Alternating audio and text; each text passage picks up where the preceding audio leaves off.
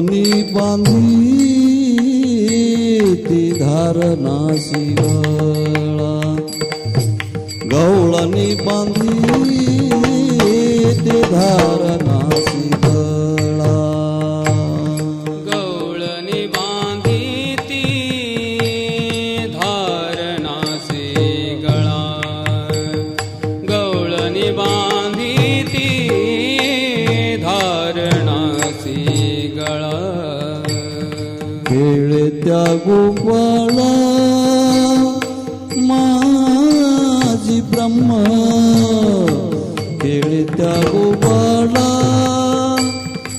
माझी ब्रह्म धावनिया मागे यशोदे भोजन धावनिया मागे यशोदे भोजन खेळे त्या गोपाळा माझी ब्रह्म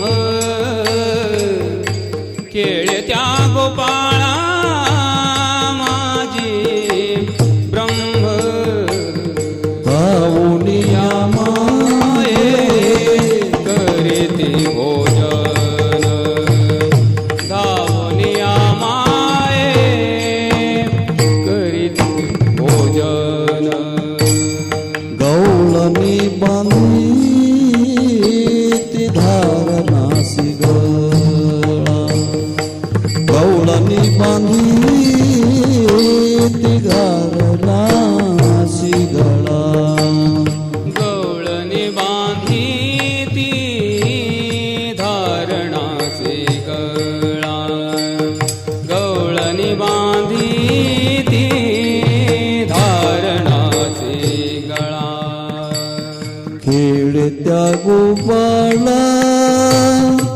माझी ब्रह्म खेळ त्या गोपाळा माझी ब्रह्म रावणिया मागे यशोदे भोजन रावणिया मागे यशोदे भोजन खेळे त्या गोपाळा माझी ब्रह्म खेळे त्या गोपाळा माझी ब्रह्म धावनिया माये यशोदे भोजन धावनिया माये यशोदे भोजन हिंडे रानो रान गाई पाटी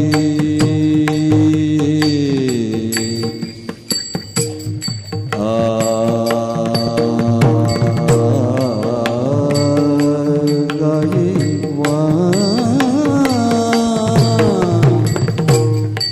गाजी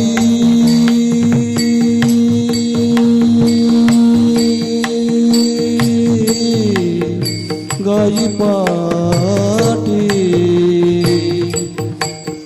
गाई पाटी गाई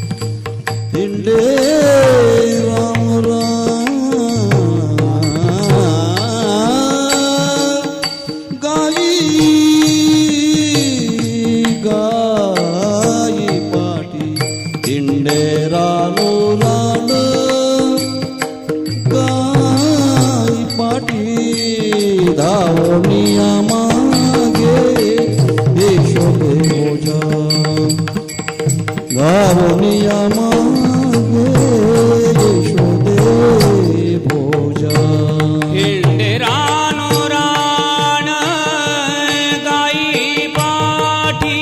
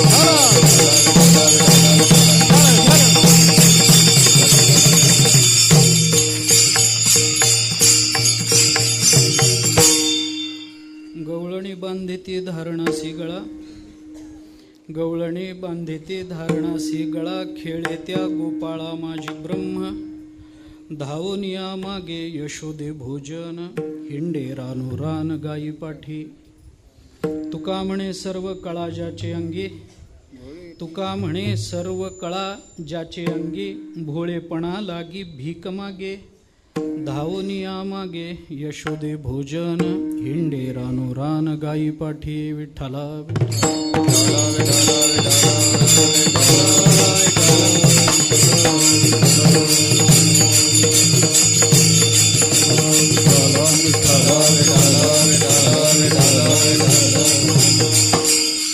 गवळणी बांधिती धारणासी गळा, खेळी त्या गोपाळा माझी ब्रह्म, धावनिया मागे यशोदे भोजन, हिंडे रानोरान गायी पाठी. जगद्गुरु संत श्रेष्ठ श्री तुकाराम महाराज यांचा काल्याच्या प्रसंगातला अत्यंत प्रसिद्ध, अत्यंत महत्त्वाचा असा अभंग आहे.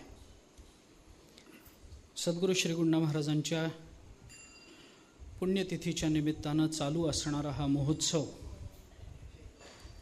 आज एका अर्थानं त्याची सांगता काल्याच्या प्रसादाने होते आहे. 5 दिवसापासून चालू असणारी प्रवचनं, कीर्तनं ही केवळ गुंडा महाराजांची सेवा म्हणूनच इथे होते. त्यांच्या सेवेमध्ये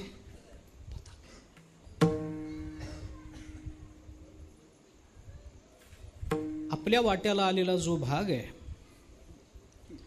तो केवळ आणि केवळ त्यांच्या व्यापक अंतःकरणामुळे, त्यांच्या कृपेमुळे आपल्याला प्राप्त झालेला आहे असं समजून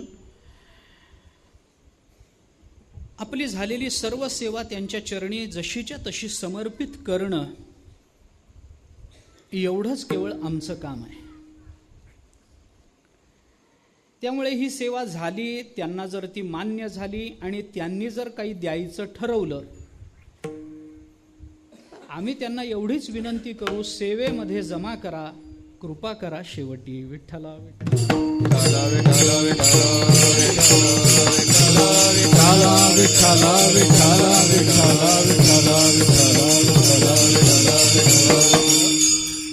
कारण अशी आमची भावना आहे, अशी आमची धारणा आहे, असा आमच्या पूर्वजांचा आणि अंशतः आमचाही असा अनुभव आहे की आमच्या जीवनातल्या ज्या काही समस्या आहेत, जे काही प्रतिबंध आमच्या वाट्याला पारमार्थिक प्रापंचिक दृष्टीनं येतात, त्या सर्व प्रतिबंधाची निवृत्ती आमच्या दृष्टीनं तरी गुंडा महाराजांच्या कृपेशिवाय होत नाही. भगवंताची कृपा तशी संतांची कृपा, जशी ज्ञानोबारायांची कृपा तशी आम्हाला आमच्या मूळ पुरुषांची गुंडा महाराजांची कृपा, ती आम्हाला ज्ञानोबारायांच्या कृपेप्रमाणेच आहे. आणि त्यामुळे आमच्या जीवनातल्या सर्व प्रतिबंधाची पारमार्थिक प्रापंचिक दृष्टीनं संपूर्णतः निवृत्ती व्हावी आणि अंततोगत्वा कृपा करा शेवटी. या शेवटी शब्दाचा अर्थ दोन्ही अर्थाने, या सगळ्या प्रतिबंधाच्या निवृत्तीनंतर शेवटी किंवा आमच्या शेवटी तरी आपण कृपा केल्याशिवाय आम्हाला गती नाही. विठ्ठला विठ्ठला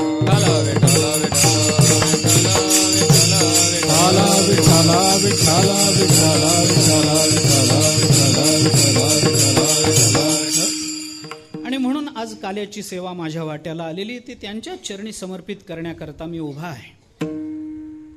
काल्याचं चिंतन आहे. नेहमी सांगितलं जातं भगवंताचं चरित्र काही विशेषत्वानं सांगावं असं नाही. आपण सर्वजण कीर्तनामध्ये ते चिंतन सांगता, ऐकता, वारंवार त्याचं परिशीलन करता. विठ्ठला विठ्ठला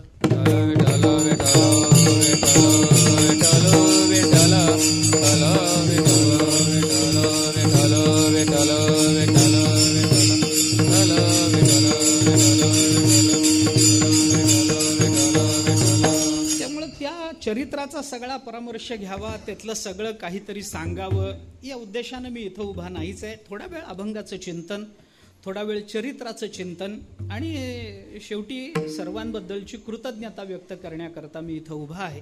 थोडक्या शब्दामध्ये मला जेवढं चिंतन करणं शक्य आहे तेवढं करण्याचा मी प्रयत्न करतो. तुकोबारायांचा अभंग आहे.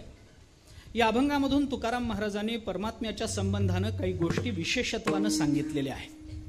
हा परमात्मा कोण आहे, काय आहे याचा विचार तुकोबारायांनी प्रस्तुत अभंगामध्ये जरी सांगितलेला असला तरी सुद्धा त्याच्यामधून तुकाराम महाराजांनी परमात्म्याच्या संबंधातून किंवा परमात्म्याच्या कडून केल्या गेलेल्या व्यावहारिक क्रिया आणि तत्संबंधानं गोपिकांनी लावलेले त्याचे पारमार्थिक अर्थ या दृष्टीनं विचार केलेला आहे असं म्हणायला हरकत नाही. क्रिया आणि त्याचा अर्थ या दोन्हीमध्ये नेहमीच समन्वयानं विचार करावा लागतो असं नाही. बऱ्याच वेळेला क्रिया दिसते आणि तशीच ती स्वीकारावी लागते, काही वेळेला क्रिया दिसते तशी स्वीकारावी लागत नाही. या दोन विकल्पाच्या आधारानं आपल्याला काही या विचारामध्ये 4 प्रकार करता येतात.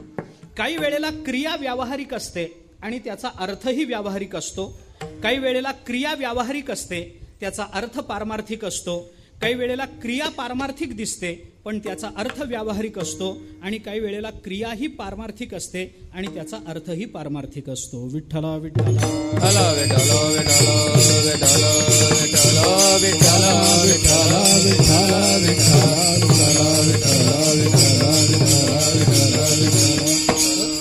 या सगळ्याचे विकल्प आपल्याला विस्ताराने सांगावेत, उदाहरणानं सांगावेत असं नाही, परंतु विचार करताना या 4 विकल्पांना आपल्याला विचार करता येतो.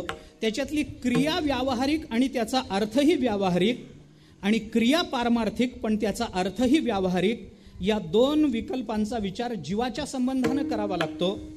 आणि क्रिया व्यावहारिक आणि त्याचा अर्थ पारमार्थिक आणि क्रियाही पारमार्थिक आणि त्याचा अर्थही पारमार्थिक या 2 विकल्पांचा विचार संत आणि परमात्म्याच्या संबंधानं करावा लागतो. विठ्ठला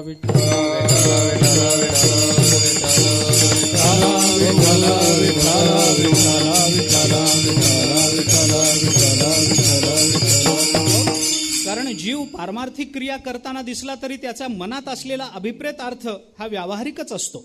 पण संत महात्मे व्यावहारिक क्रिया करताना जरी दिसत असले तरी त्यांच्या अंतःकरणामध्ये अभिप्रेत असणारा त्याचा भाव हा मात्र पारमार्थिक असतो. त्यांची क्रिया पारमार्थिक दिसेल, अर्थही पारमार्थिक दिसेल.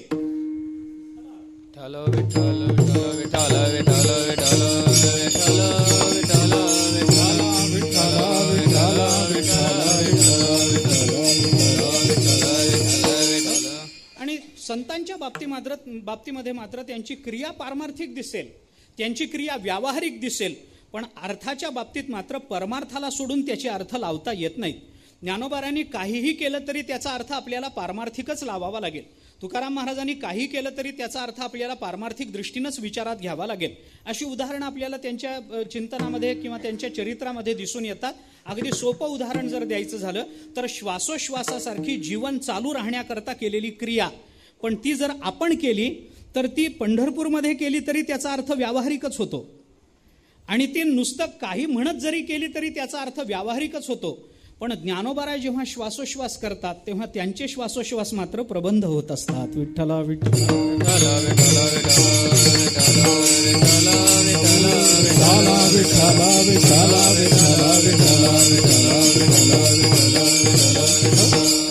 म्हणून अर्थ लावणारा आणि क्रिया करणारा या दोघांच्या अधिकारावरून आपल्याला त्याचा विचार करावा लागतो. बऱ्याच वेळेला त्यांची क्रिया चांगली असते पण अर्थ लावणारा चांगला भेटत नाही. आपल्याला याची उदाहरणं देता येतात. निवृत्तीनाथ महाराजांनी जेव्हा मांडे खाण्याची इच्छा प्रकट केली मुक्ताबाईंजवळ, आणि मुक्ताबाई जेव्हा परळ मागायला म्हणून बाहेर पडल्या त्यावेळेला त्यांना परळ मिळाला नाही, अपमान झाला, आणि अपमानामध्ये काय बोलणं ऐकून घ्यावं लागलं. तुम्हा संन्याशाच्या पोरांना कशाला पाहिजेत रे मांडे, कशाला हे असे जिभेचे चोचले पुरवता. त्यांनी क्रिया केलेली आहे व्यावहारिक, पण त्याचा अर्थ त्यांनी पारमार्थिक घ्यायला पाहिजे होता. ज्यांनी हे शब्द मुक्ताबाईंकरता उच्चारले त्या विसोबांना याचा अर्थ पारमार्थिक लावता येणं शक्य होतं, त्यांनी लावायला पाहिजे होता. पण क्रिया जरी व्यावहारिक संतांकडून झालेली असली आणि त्याचा अर्थ लावणारा जर पारमार्थिक बुद्धीचा नसला तर तो संतांना ओळखू शकत नाही. विठ्ठला विठ्ठला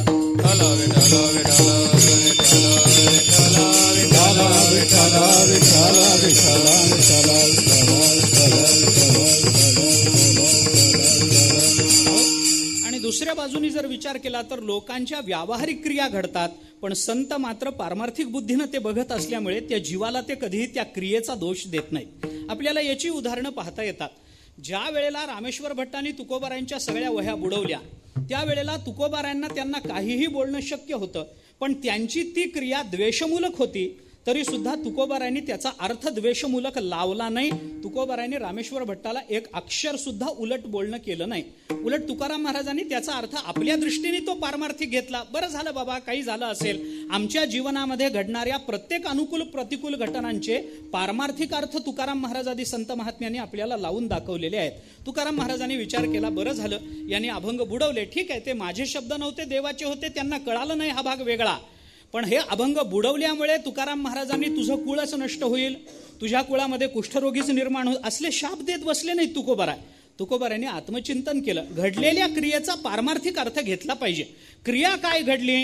क्रिया घडली ती एवढीच घडली की धंद्याचं दिवाळं निघालं. पण त्याचा अर्थ घेताना तुकाराम महाराजांनी पारमार्थिक घेतला. बरे झाले देवा, निघाले दिवाळे, बरिया दुष्काळे पिढा. बरं झालं बाबा, काय करायचं, बायको गेली, ही व्यावहारिक क्रिया झाली. पण तुकाराम महाराजांनी मायेच्या निवृत्तीपर त्याचा अर्थ घेऊन आपल्या सगळ्या बंधनातून आपण मुक्त झालो असा अर्थ जर त्याच्यातून काढला तर क्रिया करणारा आणि अर्थ घेणारा या दोघांच्याही भूमिकेमधून या सगळ्या विकल्पांचा अर्थ आपल्याला ठरवावा लागतो.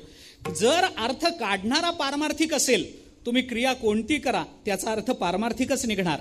आणि क्रिया करणारा हा नेहमीच पारमार्थिक असेल तर तुम्ही कोणता अर्थ काढता याच्यावरून त्याच्या क्रियेचं मूल्य ठरवता येणार नाही. विठ्ठला विठ्ठला विठ्ठला विठ्ठला विठ्ठला विठ्ठला विठ्ठला विठ्ठला विठ्ठला विठ्ठला विठ्ठला विठ्ठला विठ्ठला विठ्ठला. म्हणून प्रत्येक वेळेला अर्थ काढणारा आणि क्रिया करणारा दोघेही पारमार्थिकच असतील असं नाही. म्हणून थोडंसं आपण मागे बोललो होतो त्या संबंधामध्ये सुलभा पुरुषा राजन सततम प्रियवादिनः अप्रियस्य च सत्यस्य वक्ता श्रोताच दुर्लभ. हे जसं वक्ता आणि श्रोत्याच्या बाबतीत आहे तसं क्रिया करणारा आणि त्याचे पारमार्थिक अर्थ लावणारा ही जोडी सुद्धा आपल्याला दुर्लभच मानावी लागेल. आता क्रिया करणारा कोण आहे आणि त्याचा अर्थ करणारा कोण आहे हे दोघेही अधिकार संपन्न असले तरच त्या क्रियेचा आणि त्यांनी लावलेल्या अर्थाचा आनंद जगाला घेता येऊ शकतो, नाहीतर नाही. मी आपल्याला याचे विकल्प देऊन आलोय. काही वेळेला क्रिया व्यावहारिक असते, त्याचा अर्थ व्यावहारिक होतो, त्याची चिंता किंवा त्याचं चिंतन करण्याचं कारण नाही. पण रामेश्वर भट्टांनी केलेली क्रिया द्वेषमूलक असून तुकाराम महाराजांनी जर अभिमान निवृत्ती करता ही क्रिया घडली असा अर्थ त्याचा काढला असेल तर तो अर्थ काढणारा चांगला आहे, क्रिया करणारा चांगला नाही. आणि काही वेळेला अर्थ काढणारा विसोबा खेचरांसारखा वाईट असू शकतो, पण मुक्ताबाईची परळ मागण्याची क्रिया कधी वाईट ठरणार नाही त्यांनी अर्थ वेगळा काढला म्हणून. पण हे दोघेही जर चांगले असले तर काय आनंद मिळू शकतो याचं उदाहरण म्हणून प्रस्तुत अभंगाचं चिंतन आपल्याला करता येतं. क्रिया करणारे भगवान श्रीकृष्ण आणि अर्थ काढणाऱ्या गोपिका आहेत. विठ्ठला विठ्ठला विठ्ठला विठ्ठला विठ्ठला विठ्ठला विठ्ठला विठ्ठला विठ्ठला विठ्ठला विठ्ठला विठ्ठला विठ्ठला विठ्ठला विठ्ठला विठ्ठला विठ्ठला विठ्ठला. या दृष्टीनं आपण या अभंगातले सगळे जर चरण पाहिले तर आपल्याला पहिलं चरण सोडून द्या, पण दुसरं आणि तिसरं चरण पाहिलं तर भगवंताची काय क्रिया आहे हे तुकाराम महाराजांनी व्यावहारिक अंगानंच सांगितलं की नाही. धावनिया मागे यशोदे भोजन. अरे यशोदेच्या मागे धावत धावत तिला भोजन मागतो, याचा अर्थ आपण काय करायचा? धावनिया मागे यशोदे भोजन मागे, धावनिया यशोदे भोजन मागे असा जर अन्वय लावला तर जेवण मागतो, आईकडे जेवण मागतो, याच्यावर कीर्तन करण्याचं काय कारण आहे? आईकडे जेवण मागणारे रोजच आहेत, सगळेच आहेत. बरं, काही जणांच्या बाबतीत आई नसेल पण भोजन मागणारे सगळे आहेच आहेत का नाही?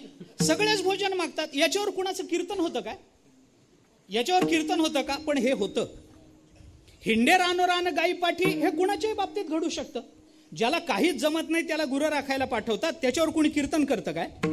करत नाही, पण ह्याच्यावर करू शकतात. याचं कारण काय? अर्थ काढणाऱ्या गोपिकांनी चांगला अर्थ काढला आणि म्हणून त्याच्यावर कीर्तन होऊ शकतं. मी का बोलतो आपल्याला भोळेपणा लागी भीक मागे, काय याच्यामध्ये भीक मागणाऱ्यांवर काय कीर्तन करायचंय? पण तरी याचा अर्थ असा काढावा लागतो, कारण या क्रिया जरी व्यावहारिक दिसत असल्या आणि हा क्रिया करणारी जी कोणी व्यक्ती आहे ती देहधारी दिसत असली तरी ती देहधारी व्यक्ती म्हणजे जीव नाही याची खात्री गोपिकांची आहे. आणि म्हणून पहिल्या चरणामध्ये तशा अर्थाचं चिंतन आपल्याला दिसून येतं. मला लांबवायचं नाही प्रकरण, याचा विचारही मला फार करायचा नाही. पण भगवंताचं स्वरूप आणि भगवंताच्या क्रिया याच्यामध्ये क्रिया दृष्टोत्पत्तीला येतात आणि स्वरूप मात्र दृष्टोत्पत्तीला येत नाही. ते केवळ बुद्धिग्राह्य आहे, केवळ ते ज्ञानग्राह्य आहे वगैरे, अनुभवग्राह्य आहे वगैरे, याचा अनुभव पर्यवसायी आहे असं चिंतन आपल्याला करावं लागतं. पण अनुभव पर्यवसायी असणारं स्वरूप आणि दिसणाऱ्या क्रिया याच्यामध्ये जर विपरीतता येत असेल तर त्याच्यामध्ये आपल्याला एकच कारण मानावं लागतं, माया. विठ्ठला विठ्ठला विठ्ठला विठ्ठला विठ्ठला विठ्ठला विठ्ठला विठ्ठला विठ्ठला विठ्ठला विठ्ठला विठ्ठला विठ्ठला विठ्ठला विठ्ठला विठ्ठला विठ्ठला. ही माया आपल्याला विपरीत रूपानं दर्शन घडवते असं चिंतन आपल्याला करावं लागतं. परमात्म्याचं स्वरूप जे आहे ते त्या क्रियेला योग्य नाही. कारण परमात्म्याचं स्वरूप जे व्यापक, एक, निर्विकल्प वगैरे आपण जे शब्द वापरतो त्या स्वरूपाचा क्रियेचा काय संबंध आहे? काहीच नाही. स्वरूप कधी क्रिया करत नसतं, आत्मा कधी क्रिया करत नाही, आपल्याला विषय होऊन गेला. कारण तो व्यापक आहे. व्यापक म्हटलं की देशकाल व्यक्ती अपरिच्छिन्नत्व त्याच्या ठिकाणी येतं आणि अपरिच्छिन्नता आली की त्याच्या ठिकाणी कोणती क्रिया संभवत नाही. व्यापकत्वामध्ये क्रिया होत नसते. कोणती क्रिया करायला देशाची परिच्छिन्नता लागते, कालाची परिच्छिन्नता लागते, व्यक्तीची परिच्छिन्नता लागते, तर क्रिया होऊ शकते. आपण उदाहरण देऊन आलो. माझा हात मी हलवू शकतो. का हलवू शकतो? कारण इकडून इकडं हलवताना इकडं पहिल्यांदा हात नसतो म्हणून इकडून इकडं नेता येतो. ही आपल्याला देशाची परिच्छिन्नता किंवा व्यक्तीची परिच्छिन्नता लक्षात घेतल्याशिवाय या क्रियेचा अर्थ आपल्याला लावता येणार नाही. तसं आत्मा सर्वव्यापक एकदा मानला, क्रिया घडणार कुठे, कशी घडणार, कोण करणार, क्रिया करता येत नाही. म्हणून कर्माचा आणि परब्रह्माचा संबंध नसतो असाच विचार आपल्याला वेदांतांनी बोलून दाखवलेला आहे. ज्ञानोबारांनी त्या संबंधामध्ये सांगताना एकच ओवी आपल्याला पर्याप्त ठरेल. ज्ञानोबारा एकाच ओवीमध्ये विचार सांगतात, सर्व कर्मसिद्धी लागी इये मुद्दले हो जगी, तेथ न सुवावा अभंगी आत्मराज. आत्मराज तेथ अभंगी, अभंगी आत्मराज तेथ न सुवावा. अभंगी आत्मराज, अभंग म्हणजे ज्या आत्मस्वरूपाला भंग नाही, भंग नाही म्हणजे परिच्छिन्नता नाही, परिच्छिन्नता नाही म्हणजे व्यापकत्व आहे, असं व्यापक असणारं आत्मतत्व तेथ न सुवावा. तिथं मात्र त्याचा प्रवेश करू नका, त्या विचारात त्याचा प्रवेश करू नका. कोणत्या विचारात प्रवेश करू नका? सर्व कर्म सिद्धी लागी इये मुद्दले हो जगी. सर्व कर्माच्या सिद्धी करता ज्या मुद्दलाची आवश्यकता असते, कोणतंही कर्म आपल्याला विचारात घ्यायचं झालं तर त्याला लागणारी मुद्दल किती? 5 गोष्टी लागतात. अधिष्ठानम तथा कर्ता, करणंच पृथक विधम, विविधाश्च पृथक चेष्टा, दैवम चैवात्र पंचमम. हे झालं मुद्दल. या मुद्दलामध्ये तेथ अभंगी आत्मराज न सुवावा, त्याच्यामध्ये अभंगी आत्मराजाचा प्रवेश करू नका बाबा. कारण या 5च गोष्टी कर्माला कारण ठरतात, क्रियेला कारण ठरतात. आत्मा हे काही क्रियेचं कोणत्याही अर्थाने कारण नाही. विठ्ठला विठ्ठला विठ्ठला विठ्ठला विठ्ठला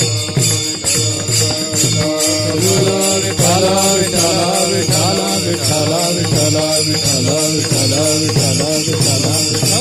मग अभंगामध्ये ब्रह्म शब्द वापरून तुकाराम महाराजांनी बाकी सगळं सांगितलं, ते कर्मच सांगितलं की नाही? खेळेत्या गोपाळा माझी ब्रह्म, असं ब्रह्म शब्द वापरायचा. आणि सांगितलेलं सगळं काय? खेळे. हे ब्रह्म करू शकतं काय? खेळणं हे क्रियापद काय आहे? खेळे म्हणायचं आणि त्याला ब्रह्म म्हणायचं, याचा अर्थ काय होतो? हे चालत नाही. धावनिया मागे यशोदे भोजन, यशोदे मागे धावनिया भोजन मागे, किंवा यशोदेकडे भोजन मागे. हे धावनिया, हे मागे, हे सगळी क्रियापद काही परब्रह्माला लागतात का? क्रिया होते काय? धावणं हे परब्रह्माकडून होईल काय? परमात्मा धावत निघाला, कुठं कुठं धावत निघाला? अरे जिथं तो धावत जाणार आहे तिथं तो आधी नव्हता काय? आधी होता. मग त्याचं धावणं कोणत्या अर्थाने मानायचं? मानता येत नाही. तरी धावनिया मागे यशोदे भोजन, हिंडे रानोरान गायी पाठी, गायी पाठी रानोरान हिंडे. याच्यामध्ये कोणत्या रानात हिंडे? सगळ्या रानात तोच भरून राहिला बाबा. आता कोणत्या रानामध्ये तुम्ही जाता? त्या गायी पाठी असं म्हटलं तर पाठीमागेच तो हिंडतो, पुढं तो नाही काय? गायीच्या पाठीमागेच तोय, पुढं तो नाही. हिंडे रानोरान गायी पाठी. हिंडे म्हणत असताना जे हिंडणं ही क्रिया परमात्म्याच्या संबंधानं लावली, ती लागते काय? परमात्मा हिंडतो काय? बाबा एके दिवशी तिथं हिंडत हिंडत सरळ सहज पंढरपूरला गेला आणि उभा राहिला, असं झालं काय? अरे नाही ना, ते व्यापक तत्व आहे. भोळेपणा लागी भीक मागे, हे भीक मागणं परमात्म्याला जमतं काय? पण सगळी क्रियापद तुकाराम महाराजांनी त्या परब्रह्माच्या संबंधानं लावली. ब्रह्म शब्द वापरायचा, तेथ न सुवावा अभंगी आत्मराज हे चिंतन करायचं आणि पुन्हा सगळी क्रियापद वापरून तो परमात्मा क्रिया करतो असं सांगायचं. याच्यामध्ये परमात्म्याचं स्वरूप आणि परमात्म्याच्या क्रिया यांचा समन्वय जर आपल्याला लावायचा असेल तर मध्ये माया मानल्या वाचून गत्यंतर नाही. विठ्ठला विठ्ठला विठ्ठला विठ्ठला विठ्ठला विठ्ठला विठ्ठला विठ्ठला विठ्ठला विठ्ठला विठ्ठला विठ्ठला. आता माझा मुद्दा थोडा पुढे आहे. इथपर्यंतचा विचार अगदी सहज आहे, साधा आहे, सर्वांना करता येण्यासारखा आहे. माझा मुद्दा थोडा पुढचा आहे, तेवढा ऐका. काय आहे की परमात्मा आणि क्रिया या दोघांचा समन्वय किंवा त्याची संगती लावण्याकरता मध्ये माया माना. माया कल्पित आहे वगैरे हे सगळं खरं आहे, पण मध्ये माया मानल्यानंतर ज्या क्रियेची संगती लागते ती माया या शब्दानं किंवा माया या तत्वानं किंवा मायेनं जी काही संगती लागते ती संगती त्या क्रियेतून आपल्याला सुख मिळतं का दुःख मिळतं? ऐका, माझा मुद्दा कुठे लक्षात घ्या. स्वरूप आणि क्रिया याच्या दोघे मध्ये माया मानावी लागते, मान्य आहे? इथपर्यंत मान्य आहे. माया जेव्हा संगतीसाठी स्वीकारली जाते तेव्हा ती माया जे विपरीत दर्शन घडवते ते विपरीत दर्शन हे सुखावह असतं का दुःखावह असतं? माझा मुद्दा काय आहे ऐका. माया जे दर्शन घडवते ते सुखावह मानायचं का दुःखावह? दुःखावह मानायचं. मग भगवंताचं स्वरूप आहे परब्रह्म आणि भगवंताच्या क्रिया चालल्या आहेत, धावनिया मागे यशोदे भोजन, हिंडे रानो रान गायी पाठी, या सगळ्या क्रिया सुखावह आहेत का दुःखावह आहेत? दोन्ही बाजूनी तुम्हीच बोलल्यावर मी काय कीर्तन करू? अरे एक बाजू काहीतरी घ्या ना. मायेनं जी संगती लागते ती सुखावह का दुःखावह? दुःखावर. ऐका, मी अजून खुलासा करतो, मला काय रात्र पडली नाही, एवढा वेळ चालत नाही, थोडा बोलतो त्या संबंधात. माया हा शब्दच मुळात दुःखकारक आहे ना. मायेची संगती, माया आपल्याला काय दाखवते? सगळं विपरीत दर्शन घडवते. मग ज्या पदार्थाचं जे स्वरूप असताना त्या पदार्थाचं ते रूप न दाखवता विपरीतत्व त्या पदार्थाचं दाखवायचं, तिथं अज्ञान आपण त्याला म्हणतो. त्या अज्ञानामुळं सुख मिळाल्याचं उदाहरण दाखवा मला तुम्ही. अव्यक्त नामनी परमेश शक्ती अनादि अविद्या त्रिगुणात्मिका परा कार्यानुमेया सुधियैव माया यया जगत सर्वम इदम प्रसूयते. आचार्याने चिंतन करताना मायेची ही लक्षणं सांगितली. अव्यक्त नामनी परमेश शक्ती ही परमात्म्याची शक्ती आहे बाबा. कशी आहे ती? अनादी आहे. अविद्या विद्यमान नाही. त्रिगुणात्मिका परा त्रिगुणात्मिका आहे. मग काय करते काय ती? कार्यानुमेया, ही कार्यावरून हिचं अनुमान करावं लागतं, कारण ही प्रत्यक्ष नाही आहे. दिसलेल्या जगतावरून मायेचं अनुमान करण्या वाचून आपल्याला गत्यंतर नाही आहे. घडलेल्या क्रियेच्या संबंधानं मायेचं अनुमान केल्या वाचून आपल्याला गत्यंतर नाही आहे. जर तसं मानलं नाही तर व्यापकत्वाच्या ठिकाणी कर्तृत्वाचा आरोप करावा लागेल. आणि व्यापकत्वाच्या ठिकाणी कर्तृत्वाचा आरोप करणं हे जर सिद्धांताच्या दृष्टीने योग्य नसेल तर सिद्धांतात बसवण्याकरता आपल्याला मध्ये माया मानावी लागेल. कार्यानुमेयत्व मायेच्या ठिकाणी आहे. कार्यानुमेया सुधियैव माया यया जगत सर्वम इदम प्रसूयते. इदम सर्वम जगत या प्रसूयते. या सगळ्या जगाला ही माया ही जन्म देते. आणि माया जर जगाला जन्म देते तर हे जग सुखाला निमित्त ठरतं का दुःखाला? विठ्ठला विठ्ठला विठ्ठला विठ्ठला विठ्ठला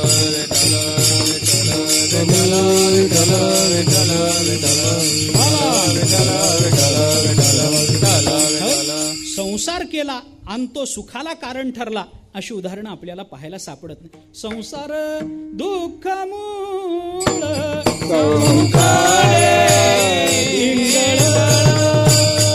संसार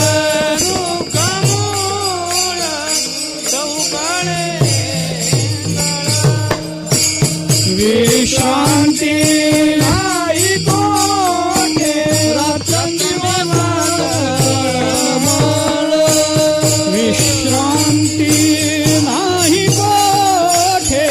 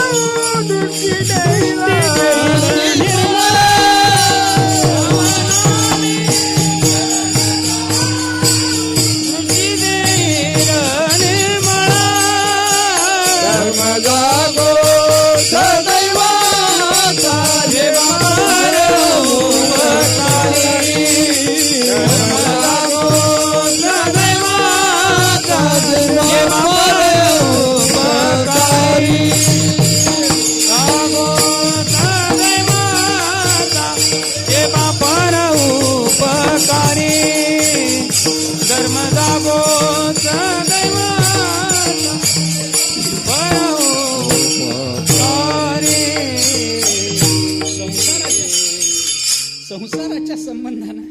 संसाराच्या संबंधानं ज्या पद्धतीची भूमिका ज्ञानोबारायांनी या अभंगामध्ये मांडली, तो संसार सुखाचं निमित्त होईल का मला सांगा ना. दुःख मूळ चहूकडे इंगळ, विश्रांती नाही कोठे, रात्रंदिवस तळमळ, काम क्रोध लोभ शूनी, पाठी लागले ओढाळ, कवणामी शरण जाऊ, दृष्टी देईल निर्मळ. हे तुकाराम ज्ञानोबारायांचं बोलणं जर बघितलं तर या अभंगामध्ये वापरलेले सगळे शब्द सुखाला कारण ठरतात काय? सुखाचं म्हणून वाचक ठरतात काय? ठरत नाहीत. आपण ज्ञानोबारायांनी केलेलं कुठलंही चिंतन पहा. आपण परवा बोलता बोलता राहिलो ते, पण चिंतन करताना पहा, ज्ञानोबारायांनी संसाराच्या संबंधानं वापरलेले जे शब्द आहेत ते सगळे शब्द मानवाला दुःखाला कारण ठरणारे शब्द आहेत. दुजे जव जव घडे, तव तव संसार, भय जोडे. भय शब्द जीवाला दुःखकारक का सुखकारक? दुःखकारकच मानला पाहिजे. श्लोकाक्षरद्राक्षलता, मांडव झाली आहे गीता, संसार पथ श्रांता विसावा. व या श्रांत शब्द सुखकारक, थकलेला सुखकारक का दुःखकारक? दुःखकारकच मानला पाहिजे. ज्ञानोबारायांनी किती पद्धतीनं संसार रणा आतू ज्ञानोबाराय चिंतन करतात. संसाराला रण म्हटलं, रण शब्दाचे दोन्ही अर्थ होतात. रण म्हणजे वाळवंट असाही अर्थ होतो आणि रण म्हणजे युद्ध असाही अर्थ होतो. संसार नावाच्या वाळवंटात असं जर म्हटलं तर वाळवंटात आतापर्यंत कुणा पंढरपूरचं सोडून द्या, परंतु वाळवंटात सुख मिळालं असं झालंय का? कधी पाणी मिळत नाही, बघायला मिळत नाही पाणी, कसं सुख मिळेल? मिळत नाही. तसं इथंही काही आता फार वेगळं राहिलं नाही, पण तरी सुद्धा आता आपलं पावित्र्य आहे. शेवटी आपल्या काय आहे, आपली चंद्रभागा कशी दिसो, आपल्या मनातलं तिचं रूप बदलतं काय? ते तसंच राहणार आहे. ते कसं काय दिसायला कशी का असे ना, पण आपल्याला ती मनामध्ये जी बावलेली आहे ते रूप आपलं बदलत नाही. बरं, ज्ञानोबारायांनी आणखीन किती ठिकाणी चिंतन केलंय आपण पहा. संसार शिणे सुटला, सुटके जाची आपुला. संसार बंधे जाची, हे शब्द काय? जाच, संसाराचा जाच सुखाला कारण आहे नाही.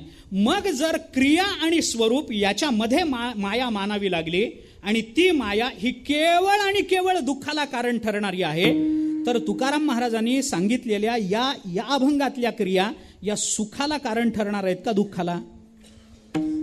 सुखालाच कारण ठरणार आहेत. मान्य, सिद्धांतात तुम्ही हलत नाही मलाही माहिती आहे, पण तुमचं मन तुम्हाला काय सांगतं हेही मला माहिती आहे.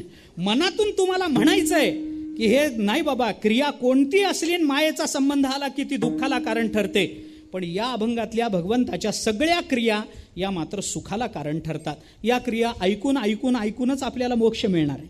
या क्रिया ऐकूनच भगवत चरणाच्या संबंधानं आपल्या अंतःकरणात प्रेम निर्माण होणार आहे.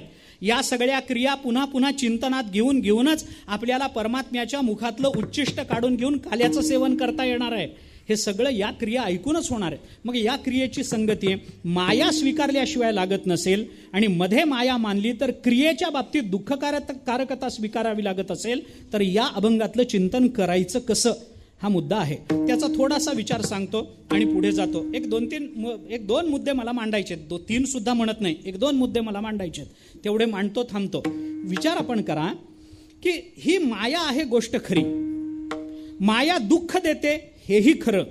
कारण नसलेली कोणतीही वस्तू ज्या वेळेला कल्पावी लागते त्यावेळेला फलरूपामध्ये जर त्या वस्तूचा आपण बाध करत नसून तिला सत्यत्व देत असू तर ती वस्तू आपल्याला दुःखालाच निमित्त ठरते. हा वेदांताचा नियम आहे. विठ्ठला विठ्ठला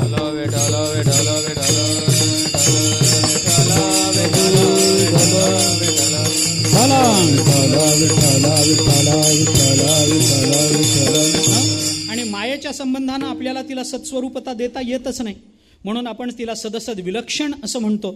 त्या मायेचं वर्णन करताना आचार्यांनी याच विवेक चूडामणीमध्येच याच श्लोकाच्या पुढं चिंतन करताना सन्नाप्य सन्नापी उभयात्मिकानो, भिन्नाप्य भिन्नापी उभयात्मिकानो, सांगाप्य नंगापी उभयात्मिकानो, महद्भूता अनिर्वचनीय रूपा, असं मायेचं वर्णन केलं. महद्भूता अनिर्वचनीय रूप असणारी ही माया ही कशी आहे बाबा? हिला म्हटलं तर सत नाही, म्हटलं तर असत नाही. ज्ञानोबाराय एका ओवीमध्ये बोलतात, नाही म्हणो जाईजे तव विश्वाकारे देखिजे, विश्वाईसे म्हणिजे तरी ते माया. ज्ञानोबाराय म्हणतात नाही म्हणो जाईजे तिचं असत रूपत्व, पण विश्वाकारे देखिजे, बघताना मात्र सद्रूपत्व.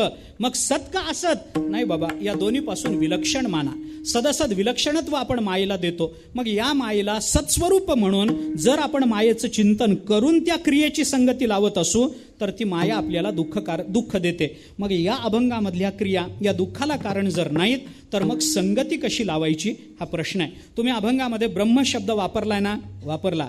पण अभंगामध्ये ब्रह्म शब्द वापरूनही त्याच्यावर तुम्ही क्रियेचे आरोप करताना करतो.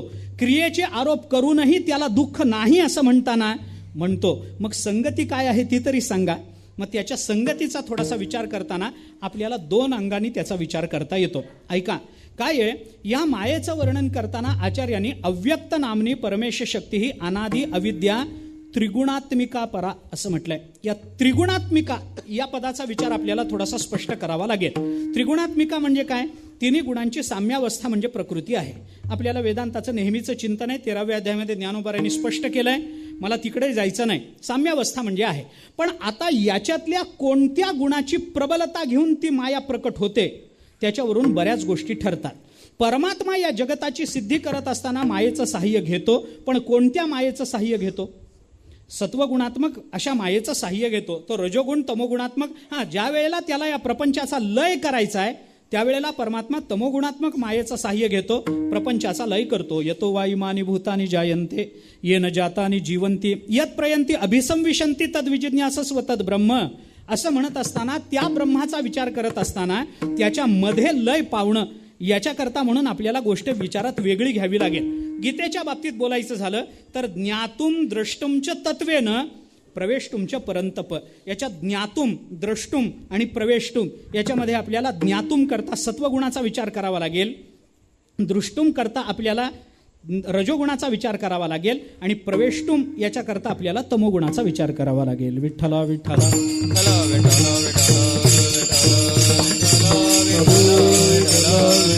विठ्ठला विठ्ठला विठ्ठला विठ्ठला विठ्ठला विठ्ठला विठ्ठला. थोडंसं स्पष्ट बोलायचं झालं तर थोडक्यात मुद्दा उरकून दुसऱ्या विचाराकडे येतो. गंमत अशी असते, मायेचा संबंध जेव्हा जीवाशी लावला जातो की नाही तेव्हा ती माया दुःखच देते. पण त्या मायेचा संबंध जेव्हा परमात्म्याशी लावला जातो की नाही त्यावेळेला परमात्म्याच्या लीलांचं चिंतन करून ती सुखच देत असते. विठ्ठला विठ्ठला विठ्ठला विठ्ठला विठ्ठला विठ्ठला विठ्ठला विठ्ठला विठ्ठला विठ्ठला विठ्ठला. काय असतं, परमात्म्याने स्वीकारलेली माया आणि जीवानं लादून घेतलेली माया याच्यातला काही फरक करता का नाही? काही फरक करावा लागतो की नाही? माया दोघांकडेही लागते. परमात्म्याला ती झाकू शकत नाही, जीवाला ती झाकू शकते. आपल्याला त्याचा विचार फार करायचा नाही. पंचदशीकारांनी केलेला विचार, तिच्या ठिकाणी असणाऱ्या 2 शक्ती, ती मोहशक्ती कशी, निर्माण शक्ती कशी वगैरे वगैरेचा विचार राहू द्या बाजूला. मला तेवढ्या आतही जायचं नाही, काही कारणही नाही. माया दोघांनाही आहे, परंतु एकाची मायेवर सत्ता चालते आणि एक मायेच्या अंकित असतो. एवढाच फरक आहे. एकाची मायेवर सत्ता चालते आणि जीव मात्र मायेच्या अंकित असतो, प्रभावाखाली असतो. असा विचार नेहमी आपण करतो. सोप्या भाषेत जर बोलायचं झालं तर बायको दोघांनाही आहे. एक बायकोला ताब्यात ठेवतो आणि एक बायकोच्या ताब्यात आहे. विठ्ठला विठ्ठला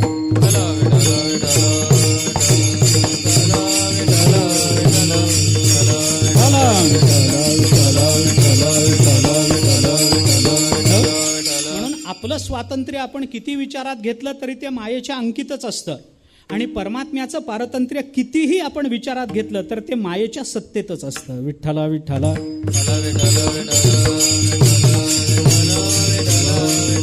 विठ्ठला विठ्ठला विठ्ठला विठ्ठला विठ्ठला विठ्ठला. जीवाच्या संबंधानं मायेची संगती लावून क्रियेची संगती लावायची झाली तर क्रिया दुःख देते. पण परमात्म्याच्या संबंधानं मायेची संगती लावून जर क्रिया सांगायची असेल तर ती क्रिया लीला ठरते, ती क्रिया सुखाला कारण ठरते. असा थोडा ढोबळ विचार आपण करून पहा. म्हणून मी म्हटलं सोपं उदाहरण दिलं. बायको दोघांनाही आहे, पण बायकोच्या ताब्यात असणाऱ्याला जीव म्हणतात आणि बायकोला ताब्यात ठेवणाऱ्याला ईश्वर म्हणतात. विठ्ठला विठ्ठला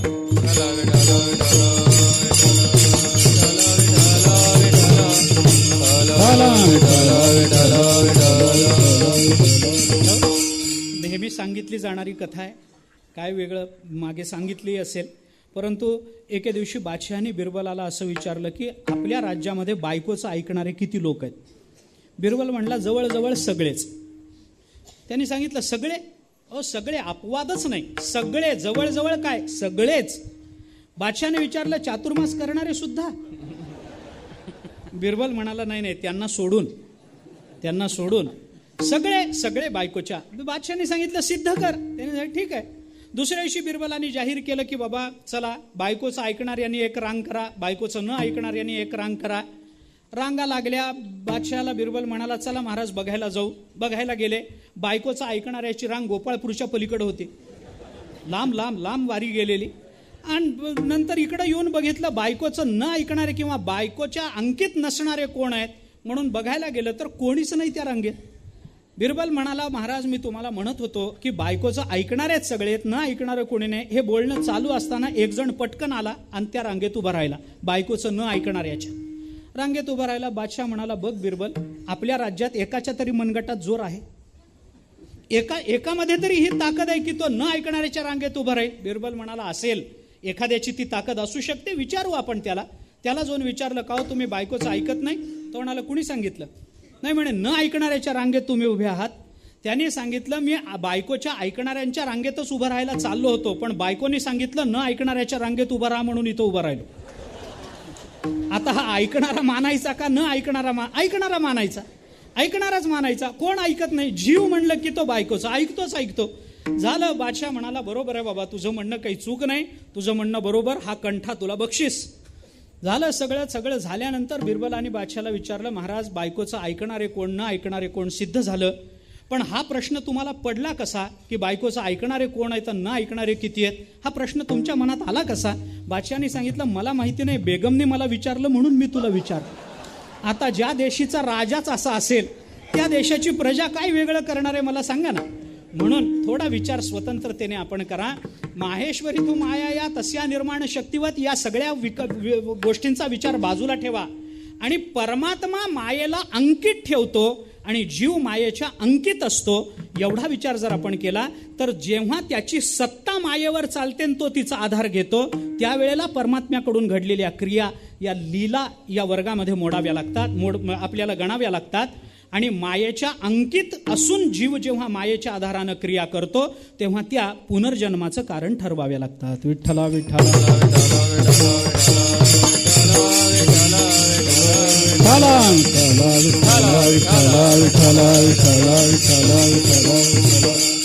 थोडा विचार या संदर्भातला दुसऱ्या बाजूने जर करायचा झाला तर मायेची संगती विचारात घेऊन जेव्हा क्रियेचा विचार किंवा क्रियेची संगती लावावी लागते मायेचा विचार लक्षात घेऊन.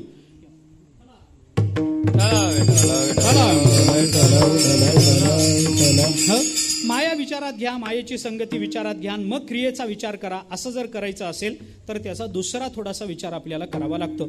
मायेचा विचार करताना एक माया जी नाही, या मा सा माया वगैरे अशी गमतीनं तिची हे युक्ती हे केली जाते, व्युत्पत्ती सांगितली जाते.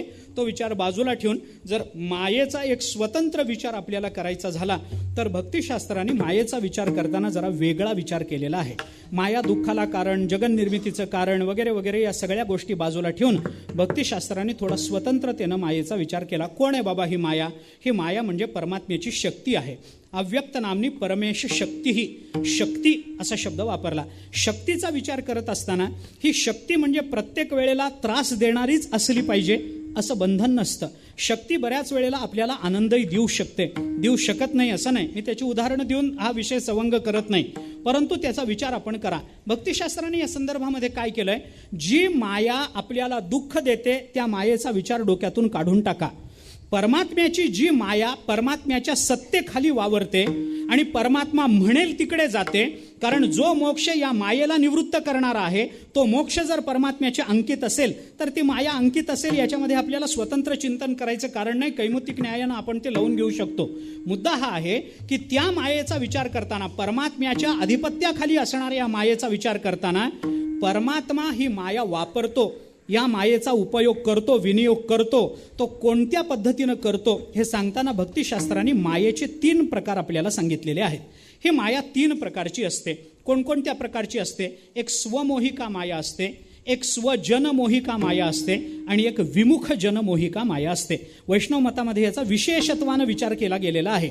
पण भक्तिशास्त्र जेव्हा शक्तीच्या संबंधानं विचार करतं त्यावेळेला त्या शक्तीचा या दोन्ही अंगानं भक्तिशास्त्र विचार करतं.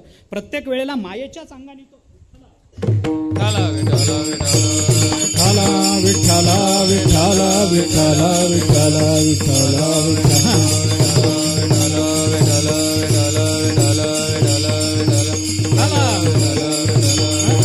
प्रत्येक वेळेला मायेचा असाच विचार केला पाहिजे असं नाही. शैव म्हणती शक्ती आम्ही परमभक्ती आपुली म्हणो. इथं जर ज्ञानोबाराय त्याच शक्तीला परमभक्ती म्हणत असतील, ज्ञानी येते स्वसंवित्ती, शैव म्हणती शक्ती आम्ही परमभक्ती आपुली म्हणो. म्हणून काश्मीर शैव दर्शनामध्ये या शक्तीचा विचार करत असताना शक्ती स्वरूप असणारं परमात्म्याचं सामर्थ्य हे वेगळं मानलंय आणि त्यांनी मानलेली माया ही वेगळी मानली आहे. माया आणि शक्ती याच्यामध्ये काश्मीर शैवमत विभाग करतं, दोन वेगळे प्रकार करतं. आता काश्मीर शैवमत हे सुद्धा अद्वैतीच मत आहे, पण अद्वैती असून सुद्धा ते शक्ती आणि माया याच्यामध्ये फरक करतात. ते कसा करतात, त्याचा अर्थ काय करायचा, त्या मायेच्या कंचुकातून ते कसा विचार करतात आणि शक्तीच्या संबंधानं परमात्म स्वरूपतेचा कसा विचार करतात, हा विषय स्वतंत्र आहे. आता मला तिकडं जायचं नाही. परंतु मला विचार असा सांगायचा आहे की परमात्म्याची ही शक्ती, त्याला ज्ञानोबारायने ज्ञानी त्याला स्वसंवित्ती म्हणतात, शैव त्याला शक्ती म्हणतात आणि आम्ही मात्र त्याला भक्ती असं म्हणतो. आता शैव म्हणजे कोणते शैव त्याला शक्ती म्हणतात, तर काश्मीर शैवच घ्या. कारण त्याला शक्ती, स्वसंवित्तीला शक्ती म्हणणारे हे फक्त काश्मीर शैव दर्शनातच आहेत, किंवा भक्तीला शक्ती म्हणणारे काश्मीर शैव दर्शनातच आहेत. त्यांनी त्याचा अर्थ तसाही केलेला आहे. त्या शिवसूत्रावरती एक ईश्वर प्रत्यभिज्ञा विमर्शिनी नावाची टीका आहे. त्या टीकेमध्ये त्यांनी शक्तीचा अर्थ करत असताना जे भिन्न भिन्न 2-3 अर्थ केलेत, त्याच्यामध्ये परमात्म्याची ज्ञानस्वरूपता, आणि ही ज्ञानस्वरूपता त्यांनी नित्य जिवंत मानली, नित्य चेतन मानली, आणि त्या चेतनत्वाला त्यांनी स्फुरण असा शब्द योजला. ती नित्य स्फुरित होणारी ज्ञानशक्ती, त्या शक्तीलाच पुढं भक्ती म्हटलं गेलेलं आहे, याचे खुलासे केलेले आहेत. त्यामुळे इथं शैव म्हणती शक्ती, इथं शैव शब्दाचा अर्थ आपल्याला काश्मीर शैव असाच अर्थ थोडासा करावा लागेल. त्यात तात्पर्यात जायचा अर्थ नाही, विनाकारण झोपेचं काही निमित्त नाही आपल्याला. मुद्दा हा आहे की परमात्म्याची ही शक्ती, ज्ञानोबाराय त्याला स्वसंवित्ती म्हणूनही स्वीकारतात, ज्ञानोबाराय त्याला शक्ती म्हणूनही स्वीकारतात, आणि ज्ञानोबाराय त्याला भक्ती म्हणूनही जर स्वीकारत असतील, तर ज्या वेळेला ती स्वसंवित्ती म्हणून माया स्वीकारली जाते, ती शक्ती स्वसंवित्ती म्हणून स्वीकारली जाते, त्यावेळेला तिथं घडणाऱ्या क्रिया हा भ्रम ठरतो. तिथं घडणाऱ्या क्रिया हा भ्रम ठरतो. ज्या वेळेला ती शक्ती म्हणून स्वीकारली जाते, त्यावेळेला ती शक्ती म्हणून, ती शक्ती जेव्हा शक्ती म्हणूनच शैव दर्शनातल्यासारखी स्वीकारली जाते, त्यावेळेला त्या क्रिया या स्फुरण ठरतात. आणि ज्या वेळेला ती शक्ती भक्ती म्हणून स्वीकारली जाते, त्यावेळेला त्या क्रिया या लीला ठरतात. विठ्ठला विठ्ठला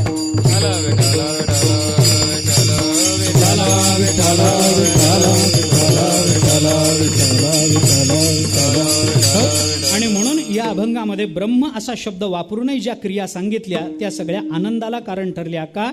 कारण भक्ती म्हणून ती स्वीकारली गेलेली असल्यामुळे त्या लीला आपल्याला मानाव्या लागतात. हा एक मुद्दा झाला.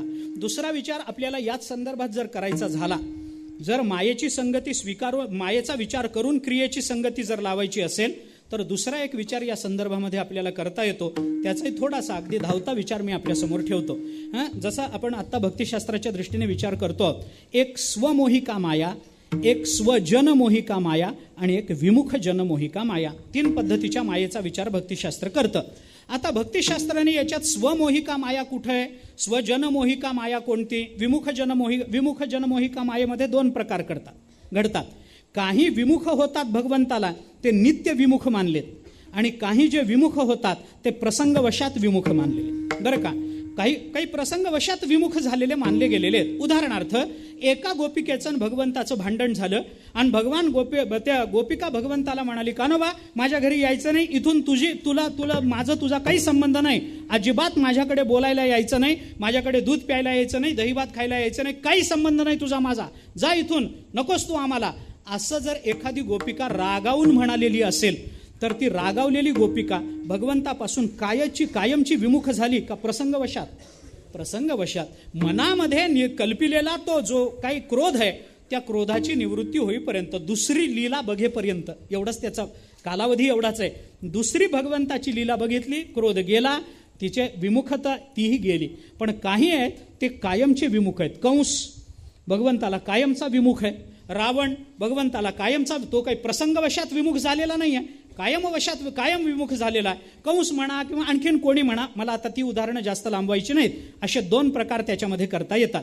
आणि एक आहे स्वजन मोहिका माया, आपल्याच जनांना मोहित करणारी माया. आणि तिसरी माया आहे ती स्वतःलाच मोहित करणारी माया आहे.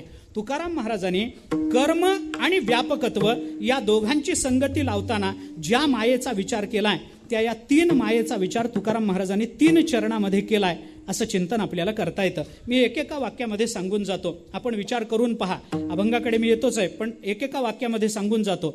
जरी आपल्याला स्वमोहिका, स्वजनमोहिका, विमुखजनमोहिका असे मायेचे 3 प्रकार क्रमानं सांगितले गेलेले असले तरी तुकाराम महाराजाने या अभंगामध्ये त्याचा क्रम लावताना मात्र उलटा क्रम लावलाय. पहिल्या अभंगामध्ये विमुखजनमोहिका माया आहे, दुसऱ्या पहिल्या चरणामध्ये विमुखजनमोहिका माया आहे, दुसऱ्या चरणामध्ये स्वजनमोहिका माया आहे आणि तिसऱ्या चरणामध्ये स्वमोहिका माया आहे. विठ्ठला विठ्ठला विठ्ठला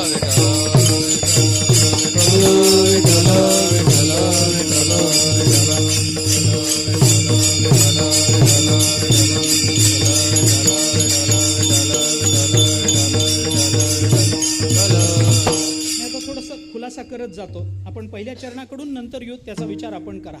गवळणी बांधी ती धारणाची गळा, धारणाची गळा, गवळणी बांधिती धारणाची गळा, धारणाची गळा, गवळणी बांधिते धारणाची गळा, धारणाची गळा, गवळणी बांधिते धारणाची गळा, धारणाची गळा. केच्या गोपाळा माझी ब्रह्म, केच्या गोपाळा माझी ब्रह्म, खेळच्या गोपाळा माझे ब्रह्म, खेळच्या गोपाळा माझे ब्रह्म. गवळणी बांधेचे धारणाची गळा, गवळणी बांधिते धारणाची गळा, गवळणी बांधेचे धारणाची गळा, गवळणी बांधिते धारणाची गळा.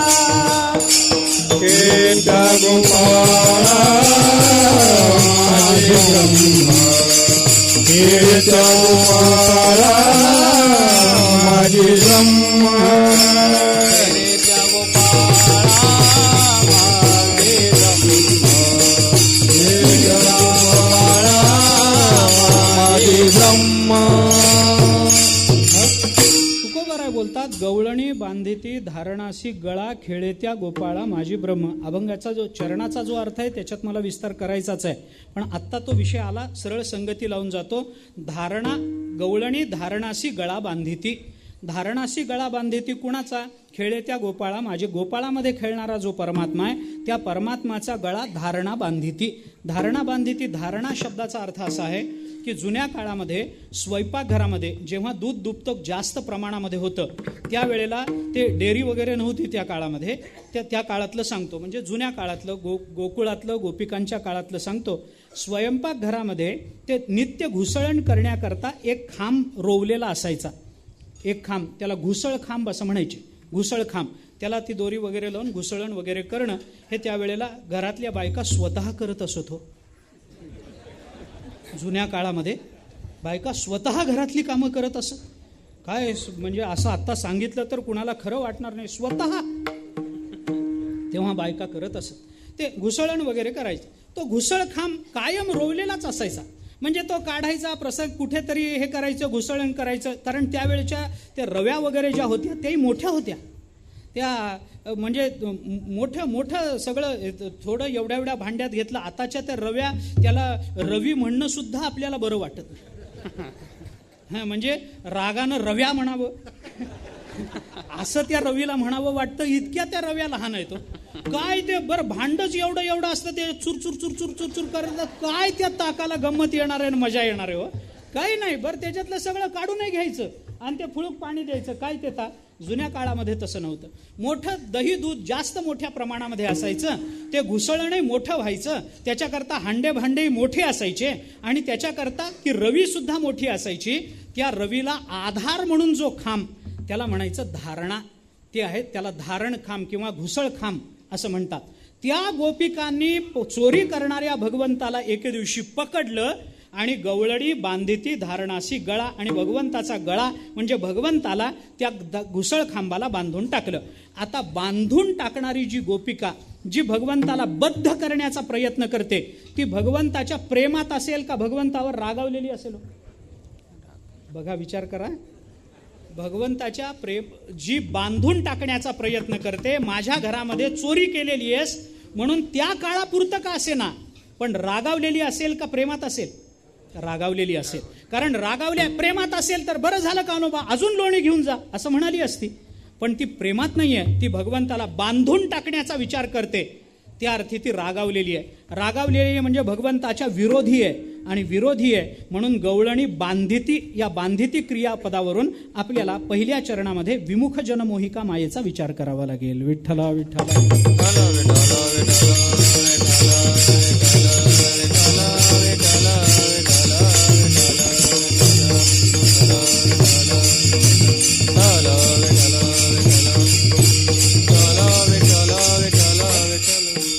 हा विमुख जन, ती असेल कृतकृपानं असेल, ती मर्यादित कालापुरती असेल, ती काय कायमची विमुख झालेली नसेल, पण विमुख झालेली आहे म्हणून बांधण्याचा प्रयत्न करते. इथं विमुख जनमोहिका मायेचा विचार करा. दुसरा विचार जर आपण केला तर तुकाराम महाराजांनी त्याचं जे चिंतन केलंय सरळ सांगून जातो. तुकाराम महाराज त्याचं चिंतन करताना सांगतात, धावनिया मागे यशोदे भोजन, हिंडे रानोरान गायी पाठी. आता गायी आणि यशोदा या दोन्हीचा विचार तुकाराम महाराजांनी इथं केला. हे कोण आहेत? यशोदेच्या मागे भोजन मागत फिरतात. आता वास्तविक हा परमात्मा जेवत नाही, तरी सुद्धा यशोदा त्याला घास भरवते, यशोदा त्याला जेवण देते. हा आपला मुलगा आहे, याला भूक लागली असेल असं म्हणून यशोदा त्याला योग्य वेळेला जेवण देते. हा मुलगा आहे आणि भूक लागली असेल, ही माया यशोदेवर भगवंतानी पसरली, त्यामुळे याला भूक लागली असेल असा विचार यशोदेच्या मनात आला. ही यशोदा विमुख आहे का भगवंताची म्हणून कोणी आहे? आप्त म्हणूनच विचार करावा लागेल की नाही? आप्त म्हणून स्वजन याच्यामध्येच ही गोपिका येईल. काय येईल? कारण भगवंताला भूक लागल्याबरोबर त्याला काय रे सारखं तुझं भूक भूक भूक म्हणतोस, काही मिळणार नाही, ये 4 वाजता मग देते तुला, असं म्हटलंय काय? नाही. ज्या ज्या वेळेला परमात्मा मागेल त्या त्या वेळेला यशोदा जर भोजन देत असेल आणि त्याला कोणताच विरोध करत नसेल तर ती स्वजनामध्ये मोडते. जशी यशोदा स्वजनामध्ये मोडते तशा भगवंताच्या गायी सुद्धा भगवंताच्या स्वजनामध्ये मोडतात. विठ्ठला विठ्ठला.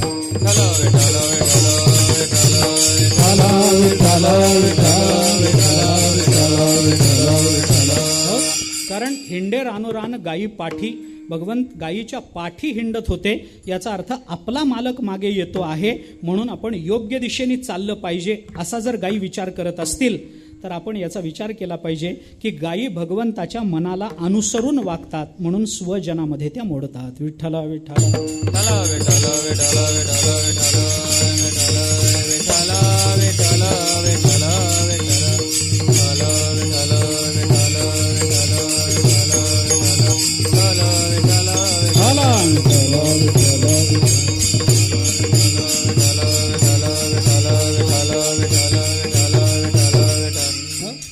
अरे पृथ्वी जेणे तृप्त केली ती अशी यशोदा भोजन घाली, शक्य आहे का हे मला सांगा ना. पृथ्वी, सगळी पृथ्वी ज्याने तृप्त केली. अरे ज्याला जे पाहिजे ते त्या वेळेला त्याला परमात्मा पुरवतो. आपण नेहमी सांगतो पोसितो जगासी, अरे एकटा या सगळ्या जगाचं पोषण करतो. त्या परमात्म्याला भूक लागावी काय? लागू नये. पण लागली की नाही? यशोदेच्या मागे मागे गेले की नाही? गायीच्या मागे मागे गेले की नाही? हे न कळणार आहे, न कळणार आहे. नवल केवढे केवढे नवल केवढे केवढे नवल केवळे केवळे नवल केवळे केवळे नवल केवढे केवढे नवल केवढे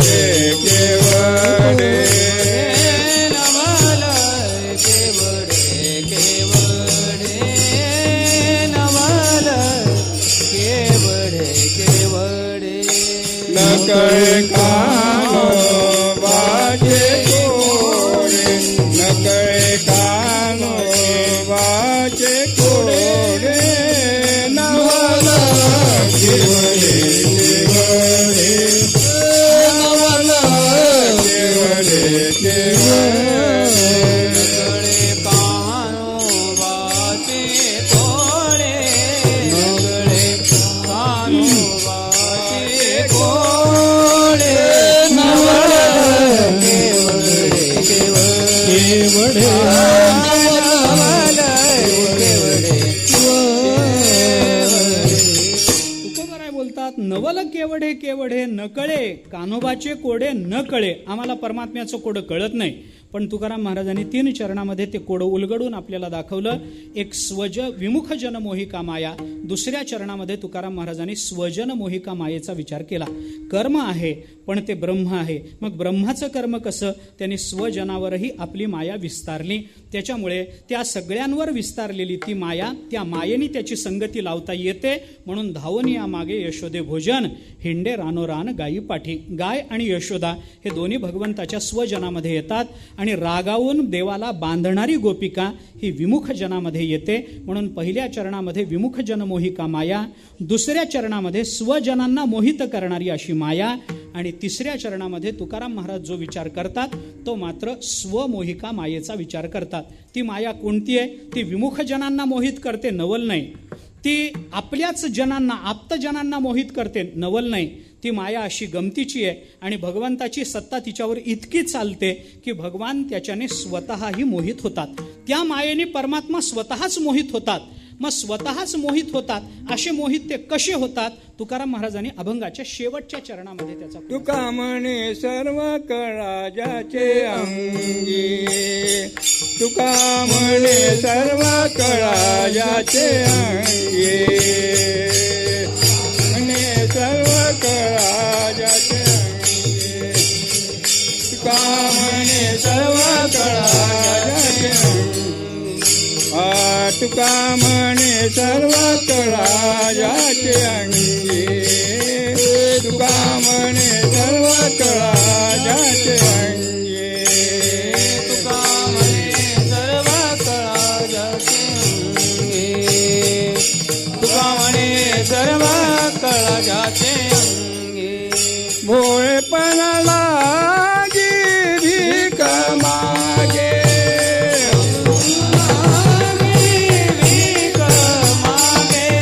भोळेपणा लागी भीक मागे भोळेपणा लागी भीक मागे डाहुनिया मागे छोडे भोजन डाहुनिया मागे छोडे भोजन धावनिया मागे शोधे भोजन धावनिया मागे शोधे भोजन तुकोबाराय बोलतात तुका म्हणे सर्व कळा ज्याची अंगी भोळेपणा लागी भीक मागे. सगळ्या कळा ज्याच्या अंगात आहेत तो भोळा होतो आणि भीक मागतो. हे काय आहे? त्याला कळतं आपण भीक मागण्याकरता आलेलो नाही आहोत, पण तरी सुद्धा तो भोळेपणा स्वीकारून भीक मागतो. म्हणजे स्वतःचीच माया त्यालाच मोहित करते, असा त्याचा अर्थ झाला. भोळेपणा लागी भीक मागे. नाही तर परमात्मा भीक मागणार आहे का? नाही नाही, तो भीक मागत नाही. पण भोळेपणा स्वीकारला. सगळ्या कळा अंगात असूनही भोळेपणा स्वीकारला. हे भोळेपण खरं नसतं बरं. भोळ्या भोळ्यात फरक असतो. मी गमतीनं सांगत असतो. जरा गैर घेऊ नका, पण गमतीनं सांगत असतो. भोळ्यामध्ये 2 प्रकार असतात. काही खरेच भोळे असतात आणि काही भोळे दाखवतात पण गाभोळे असतात. विठ्ठला विठ्ठला विठ्ठला विठ्ठला विठ्ठला विठ्ठला विठ्ठला विठ्ठला विठ्ठला विठ्ठला विठ्ठला. सगळ्या कळा अंगात असूनही आपल्या कळांची जाणीव असूनही भोळेपणा स्वीकारतो तो खळा भोळा नाही. मग सगळ्या कळा अंगात असूनही त्या कळेला आपल्या मायेनं झाकून टाकून भोळेपणा स्वीकारतो तो खरा भोळा म्हटला पाहिजे. म्हणून तुकोबाराय म्हणतात इथं स्वमोहिका माया आहे. विठ्ठला विठ्ठला विठ्ठला विठ्ठला विठ्ठला विठ्ठला विठ्ठला विठ्ठला विठ्ठला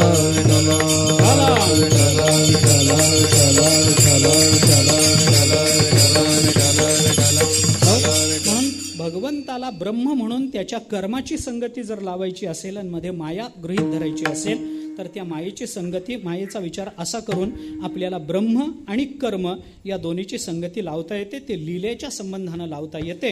या अभंगामध्ये तुकाराम महाराजांनी हा विचार सांगितला आणि तो सांगताना तुकोबाराय म्हणतात गवळणी बांधिती धारणासी गळा. गवळणी धारणासी गळा बांधिती. थोडासा अभंगाच्या चरणाचा विचार सांगतो. एक मुद्दा राहिलाय तेवढा सांगून थांबतो मी. तर दोन तीन महत्वाचे विषय आहेत त्या संदर्भामध्ये. 1-2 अर्थाचा विचार फक्त मला करायचा आहे. तुकाराम महाराज म्हणतात गवळणी बांधिती धारणासी गळा. धारणासी गळा बांधिती असं गवळणी धारणाला गळा बांधतात म्हणजे कुणाचा बांधतात याचा थोडासा विचार आपण केला पाहिजे. धारणेला गळा बांधतात कुणाचा? खेळे त्या गोपाळा माझी ब्रह्म, त्या गोपाळा माझी ब्रह्म खेळे, त्या ब्रह्माचा धारणेला गळा बांधतात असा वगैरे अर्थ आपल्याला एका अर्थानं करता येईल जो लीलेच्या अनुषंगानं आपल्याला विचारात घेता येतो. दुसरा एक अर्थ मला जो सांगायचा आहे तो थोडा वेगळा आहे. गवळणी बांधिती धारणासी गळा भगवंताचा नाही स्वतःचाच गळा. विठ्ठला विठ्ठला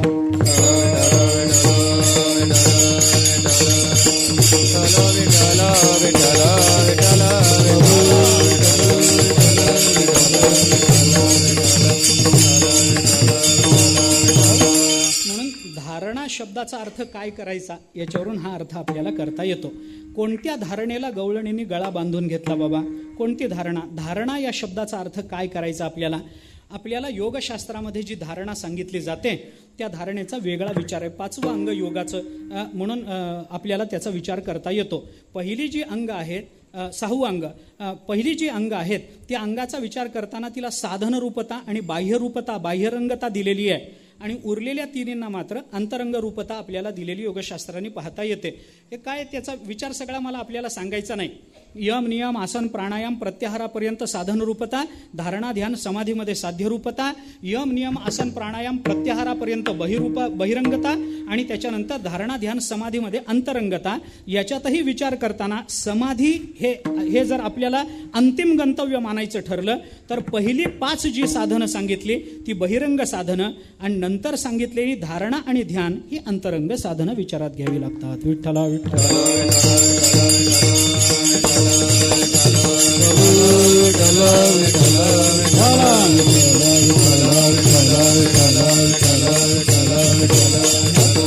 धारणा शब्दाचा अर्थ काय? गवळणी धारणेला गळा बांधतात म्हणजे काय करतात? म्हणजे त्यांची अशी धारणा आहे. धारणा आहे म्हणजे काय याचा विचार थोडासा करतो, सेवा संपवतो. विचार करा. धारणा शब्दाचा अर्थ योगशास्त्राच्या अर्थाने काय करायचा आहे आपण त्याचा विचार नंतर करू. मी थोडे 2 अर्थ आपल्याला या संदर्भामध्ये सांगतो. धारणा म्हणजे काय? धार्यते यासा धारणा अशी एक धारणा शब्दाचा अर्थ आपल्याला करता येतो.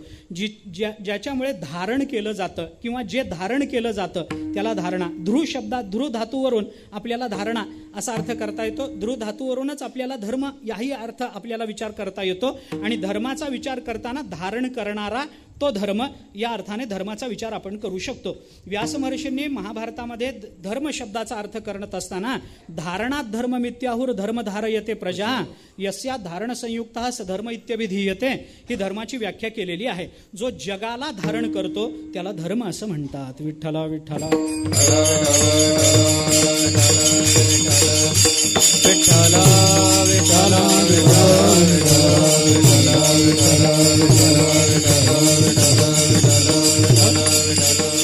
एक 2 अर्थ सांगतो ऐका.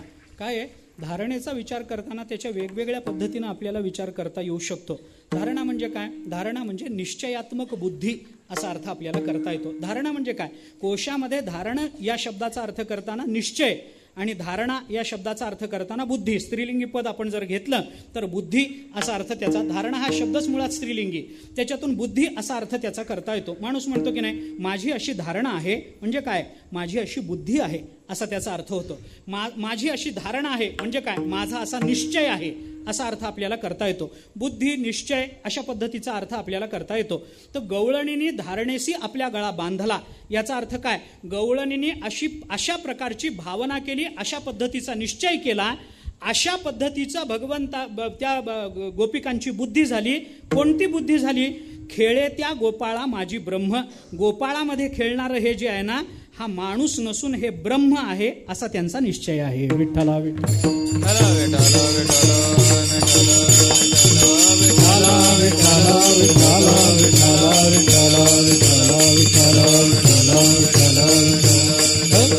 आपल्याला गीतेच्या भाषेत जर बोलायचं झालं तर संतुष्ट सततम योगी यत आत्मा दृढ निश्चय. हा आत्माच आहे, हा त्यांचा दृढ निश्चय आहे. दिसायला तो गोपाळांचा मुलगा दिसतो किंवा गोपाळांसारखा दिसतो, एखाद्या गोपाचा मुलगा दिसतो, नंदबाबाचा मुलगा दिसतो, पण मुलगा दिसतो आणि मानवी आकृती दिसते म्हणून गोपिका फसत नाहीत. अरे त्याचाच देह काय, स्वतःचा देह सुद्धा ते परमात्म्याचाच मानतात, तर त्याचा देह परमात्मरूप न मानतील याच्यात आश्चर्य वाटायचं काय कारण आहे? अर्जुनाला एके ठिकाणी सांगताना भगवंतानी असं सांगितलंय, अन्य प्रकरणामध्ये भक्तिशास्त्रात त्याचा विचार आलाय, निजांगमपि या गोप्यो ममेती समुपासते ताभ्यः परम न मे किंचित निगूढ प्रेम भाजनम. त्या गोपिका, त्या अर्जुनाने देवाला असं विचारलं, काय हो तुमचं सारखं गोपिका गोपिका गोपिका चाललेलं असतं, दुसरं काही सुचत नाही काय तुम्हाला? सारखं गोकुळ गोकुळ गोकुळ गोपिका गोपिका, दुसरा विषय नाही काय? काही इथं गोपिका तुम्हाला मिळत नाहीत काय? अरे कुठल्याही गोपिका गोपिकाच असतात. गोकुळाला काय एवढं सोनं लागलंय आणि प्रत्येक वेळेला त्या गोकुळातल्या गोपिकां त्याचं कौतुक तुमचं चालू असतं. भगवंताने अर्जुनाला सांगितलं, अर्जुना तुला कळायचं नाही, अरे गोपिकांची सर कुणालाच येणार नाही बाबा, कोणत्याच भक्ताला येणार नाही. काय येणार नाही त्याचं कारण सांगताना भगवंतानी हे कारण सांगितलं, निजांगमपि या गोप्यो ममेती समुपासते. निज अंगम अपि, स्वतःचं अंग सुद्धा, स्वतःचं शरीर सुद्धा मम इति समुपासते. अरे ते शरीर सुद्धा त्यांचं न मानता, त्यांचं शरीर सुद्धा ते माझंच मानून माझी उपासना करतात. त्यामुळे ताभ्यः परम न मे किंचित, यांच्यापेक्षा किंचितही थोडा देखील कोणी मोठा या जगतामध्ये मला दुसरा कोणी भक्त सापडणार नाही.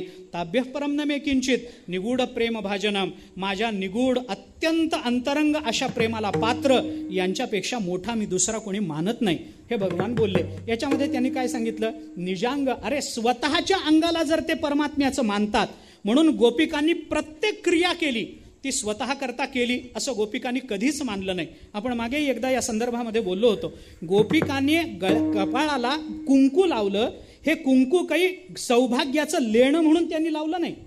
वास्तविक कोणती स्त्री कपाळाला कुंकू लावते ते सौभाग्याचं लेणं म्हणून लावते, पण गोपिकांनी कधीही कपाळाला लावलेलं कुंकू हे आपल्या सौभाग्याचं लेणं म्हणून लावलं नाही. मग कशा करता? कुंकू नसलेलं कपाळ बघायला भगवंताला आवडणार नाही म्हणून लावलं. विठ्ठला विठ्ठला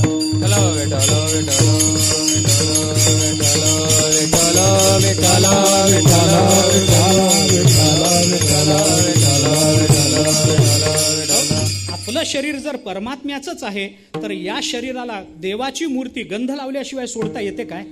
सोडता येत नाही. भगवंताची मूर्ती आहे, त्याची उपासना करायची, देवाला गंध लावल्याशिवाय पूजा पूर्ण होते काय? देवाला बुक्का लावल्याशिवाय आपली उपासना पूर्ण होते काय? नाही ना. मग देवाला बुक्का किंवा गंध कुंकू लावल्याशिवाय आपली उपासना होत नसेल आणि हे शरीर जर भगवंताचंच आहे आणि त्या दृष्टीनं त्याची उपासना करायची आहे तर कपाळाला कुंकू लावायला नको. ते आमच्या सौभाग्याकरता आम्ही लावलेलं नाही, हे कपाळ भगवंताचं आहे म्हणून लावलेलं ते कुंकू आहे. निजांगमपि या गोप्यो मम इति समुपासते, ते माझंच आहे. भगवंत त्या गोपिकांनी विविध रंगाचे कपडे परिधान केले, त्यांना हौस आहे म्हणून नाही. वेगवेगळ्या रंगाच्या साड्या नेसाव्यात, वेगवेगळ्या रंगाचे कपडे घालावेत, नटावं थटावं, गावामध्ये फिरावं, ही हौस नाही गोपिकांना. मग वेगवेगळ्या रंगाचे कपडे का परिधान केले? आपण वेगवेगळ्या रंगाचे कपडे परिधान केले तर भगवंताच्या डोळ्याला आनंद मिळेल म्हणून त्यांनी वेगवेगळ्या रंगाचे कपडे परिधान केले. आज भगवंताला आपण जे कपडे नेसवतो, उद्या तेच पारशे शिळे तेच नेसवायचे काय? दसरा आला तरी तेच, दिवाळी आली तरी तेच. शेवटी कधीतरी भगवानच स्वप्नात येऊन सांगतात म्हणे आता तरी बदल, 5 वर्ष झाले बाबा हे कपडे माझे बदलले नाहीत, मेणसटून गेले, आता तरी बदल. तेवढाच का होईना पण स्वप्न दृष्टांत. भगवंतानी असं कधी होत असतं का? देवाला जर विविध रंगाचे कपडे घालायला आवडत असतील तर आपणही विविध रंगाचे कपडे घातले पाहिजेत का? कारण हा देह आपला नसून त्याचा आहे. विठ्ठला विठ्ठला विठ्ठला विठ्ठला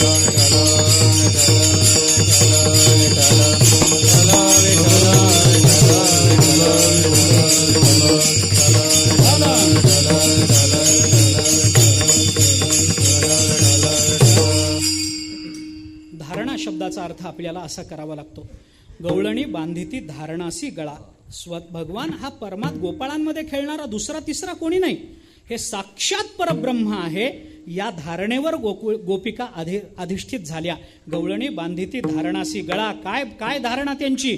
खेळे त्या गोपाळा माझी ब्रह्म, त्या गोपाळा माझी ब्रह्म खेळे, ही धारणा आहे. हा त्यांचा विश्वास आहे, हा त्यांचा निश्चय आहे, अशी त्यांची बुद्धी आहे. असा विचार आपल्याला करता येतो. सगळ्या गोपिकांना माहिती होतं की हा माणूस नाही, हे परब्रह्म आहे. आपण मागे अनेक वेळेला बोललेलो आहोत. शृणु सखी कौतुकम एकम नंद निकेतांगणे मया दृष्टम गोधोली धुसरितांगो नृत्यती वेदांत सिद्धांत. असं एक गोपिका आपल्या दुसऱ्या मैत्रिणीला सांगते. ती मैत्रिणीला सांगते, शृणु सखी, ऐक सखी, ऐक, मी तुला एक कौतुक सांगते, एक आश्चर्य सांगते, एक गंमत सांगते, ऐक. काय गंमत ग? ती दुसऱ्या गोपिकेने मैत्रिणीने विचारलं, काय ग, कशाची गंमत? त्याने सांगितलं, शृणु सखी कौतुकम एकम, एकम कौतुकम शृणु सखी, एक मी तुला कौतुक सांगते, आश्चर्य सांगते, ऐक. काय आश्चर्य? त्याने सांगितलं, कुठं बघितलं आश्चर्य? नंद निकेतांगणे मया दृष्टम. अगं नंदाच्या अंगणामध्ये मी आत्ता ते आश्चर्य पाहून आले, तुला सांगते ऐक. म्हणे काय आश्चर्य पाहिलंस? तिने सांगितलं, गोधुली धुसरितांगो नृत्यती वेदांत सिद्धांत. त्या गोपिकेने सांगितलं, अगं आत्ता नंदाच्या अंगणासमोरून वाड्यासमोरून येताना मी सहज नंदाच्या अंगणात डोकावले तर तिथं मला असं आश्चर्य दिसलं की गायीच्या खुरानी उडालेल्या धुळीमध्ये वेदांताचा सिद्धांत नाचत होता. विठ्ठला विठ्ठला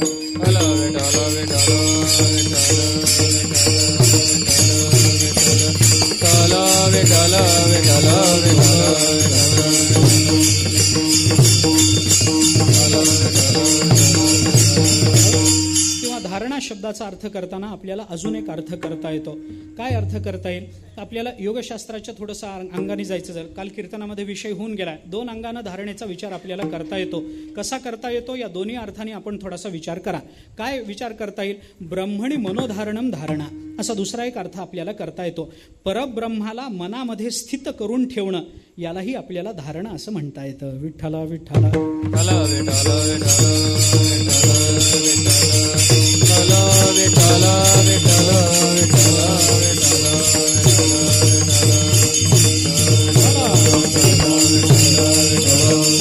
ब्रह्मणी मनोधारणम, परब्रह्माला मनामध्ये धारण करणं हीच धारणा आहे.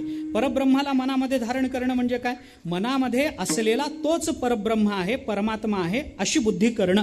असा विचार आपल्याला त्याचा अनुषंगानं करावा लागतो. पण परब्रह्माला मनामध्ये धारण करणं, देव वसे चित्ती त्याची घडावी संगती, चित्तामध्ये देव वसला असा त्याचा अर्थ आपल्याला करावा लागेल. चिंतन करून पहा.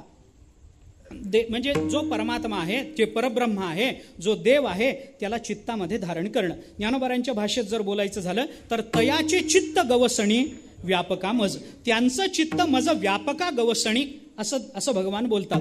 तयाचे चित्त मज व्यापक. व्यापक कोण आहे? मी. चित्त हे परिच्छिन्न आहे, पण परिच्छिन्न असणारं चित्त सुद्धा मला धारण करतं, हीच धारणा आहे. विठ्ठला विठ्ठला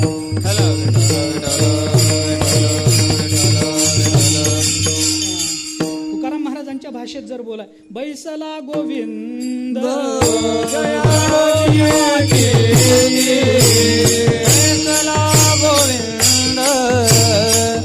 जळोनियाची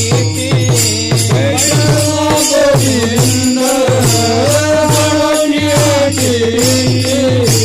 बैसला गोविंद जळोनियाची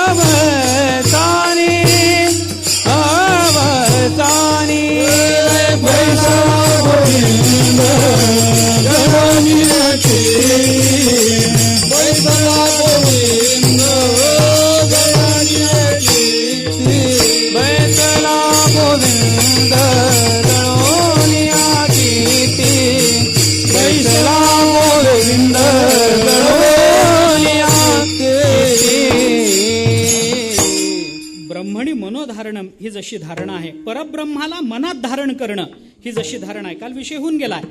आणि दुसरा विचार, धारणेचा विचार करताना अगदी विरुद्ध विचार आपल्याला करता येतो. काय विचार करता येईल? जसं परब्रह्माला मनामध्ये धारण करणं ही जशी धारणा आहे, तसं आपलं चित्त परमात्म्याला बांधून टाकणं ही धारणा आहे. विठ्ठला विठ्ठला.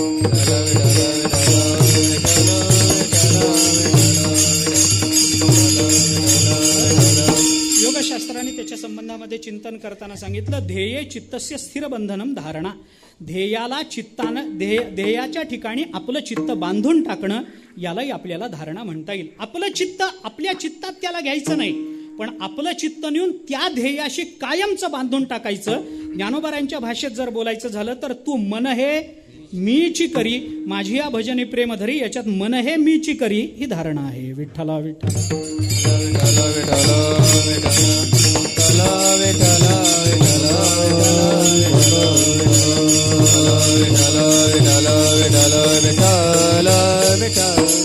प्रमाण जर द्यायचं झालं तर तुकोबारांचं प्रमाण आपल्याला देता येईल. आता कोठे धावे मन, आता कोठे धावे मन,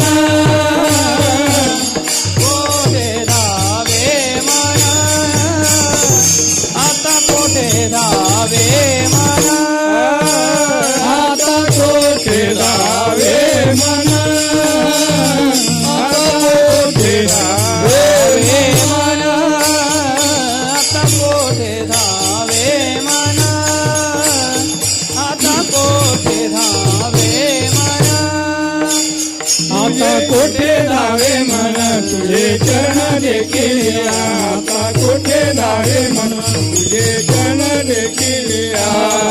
तुझे चरण देखील. भाग गेला भाग गेला. आता कोठे धावे मन, तुझे चरण देखील. आता कोठे तुझे चरण देखील तुझे चरण देखील. भाग गेला भाग गेला. परमात्म्याच्या जवळ आपलं चित्त नेऊन बांधून टाकणं यालाही धारणा असं म्हणता येतं. आणि आपलं चित्त जर परमात्म्याच्या जवळच बांधायचं असेल तर ते चित्त फक्त परमात्म्याच्या जवळच स्थिर होऊ शकतं, अन्यत्र स्थिर होऊ शकत नाही. म्हणून गोपिकांनी बघितलं, खेळे त्या गोपाळा माझी ब्रह्म, गोपाळा माझी जे ब्रह्म खेळे, तिथं आपलं चित्त नेऊन नक्की बांधायचं आहे, अशी गोपिकांनी धारणा केलेली आहे.